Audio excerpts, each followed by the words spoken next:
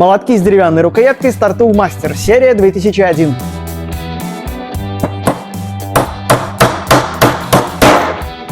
Предназначены для слесарных, столярных и плотницких работ. Линейка представлена 8 моделями на 200, 300, 400, 500, 600, 800, 1000 и на 1500 граммов.